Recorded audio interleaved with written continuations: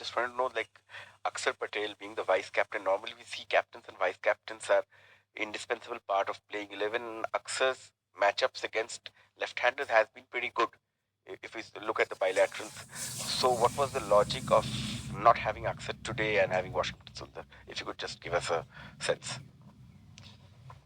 Yeah, we spent so much time deliberating about the 11, the last couple of days, and I guess the only way that it sort of didn't play into our hands is if we did have the ideal start like we did today with getting Quinton and Rickleton out so early. We were kind of looking at matchups more in the middle, and then obviously someone has to give way. So, do we leave a batter out and get another bowler in? In hindsight, that looks like the right decision. Obviously playing it forward and making decisions at the time, we felt we needed Rinku, as an eighth batsman, so to speak.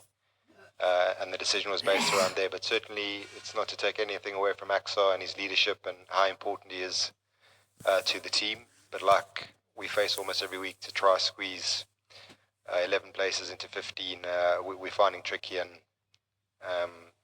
we need to make sure we get that spot on for the next two Super 8 games. Ryan, quite a bruising loss this to India. Wasn't not many expected this. Where does it leave your team now going forward?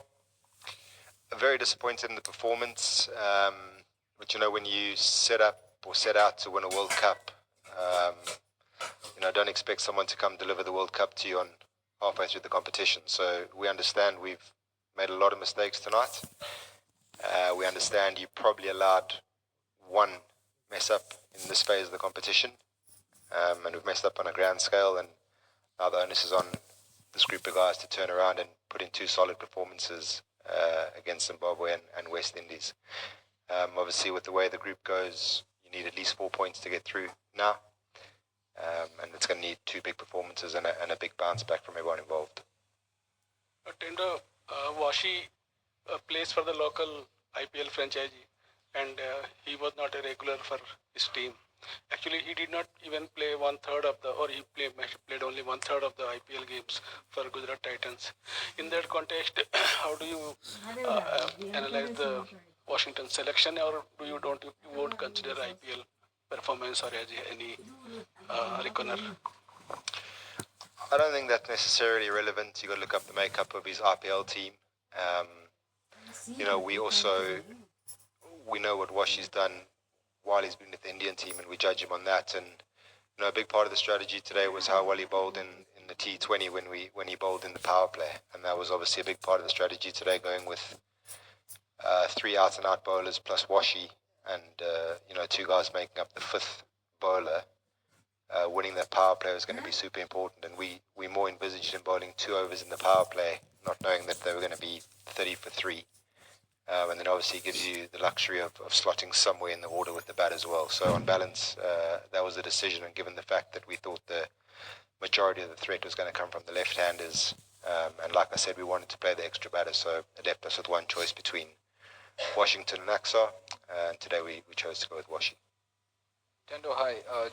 When this team was being put to defend the World Cup, there's obviously a lot of emphasis on left-handers, a lot of emphasis on left-handers up top.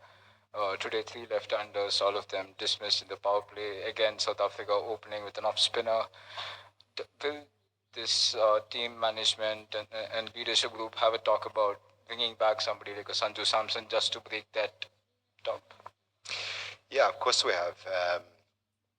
Look, in the 5 outings we've had now, 4 teams have opened with part-time off-spin, and it's got a wicket every time, apart from the USA game where we lost Abby without score in any case. So, to start every innings 0 for 1, I think it's literally been 0 or a couple of runs for 1 every time, is obviously putting pressure on the link players.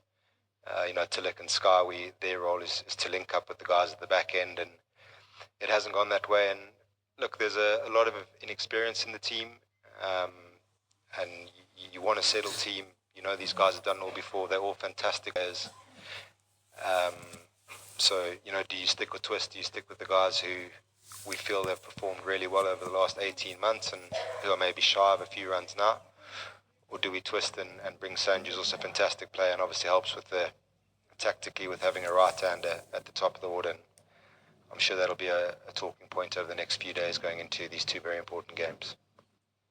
Brian, we didn't get to see much of Abhishek in the first 4 games, first 3 matches that he batted, but he did bat today, and it looked like he was desperate for just the hacking at the ball. And there seems to be an obvious problem there, and with Rinku, who's also not doing much down the order. So, how much of a concern is that you don't have too many backup batting options, specialist batting options in the side?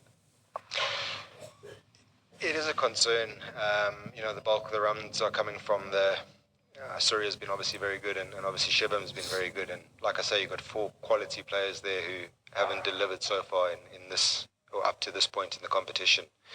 I certainly won't make excuses for Abby or Tilak. They don't need excuses made for them. But I think Abby's preparation coming into the World Cup, with the food poisoning that he had at one stage, has obviously hampered his progress in terms of where we want him to be at this phase. You want him to be up and running and sort of confident in his swing and confident in his game plan.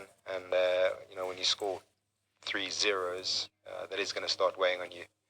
I saw some really good signs on Friday night in the net. I think I mentioned it in the presser then. But he looks a little bit short, and our job as the coaching staff is to pull that right. We've got 4 days to do that.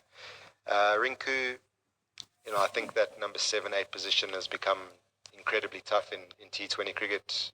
You look where he walked in against Namibia, he's had to turn down the single 3 or 4 times. So yes, it looks like he scored 2 of 8 balls, whatever. And then he comes in a pretty hopeless situation again tonight, and he's opted to go for the boundary and try to get us as close as we can. And on a wicket that holds a little bit, that can happen. So he hasn't had the best opportunities, but that is the nature of the position as well. And we're at the phase now where it's only performances that are going to talk. There's no point talking about rhythm in nets or how guys are feeling or what they're not feeling.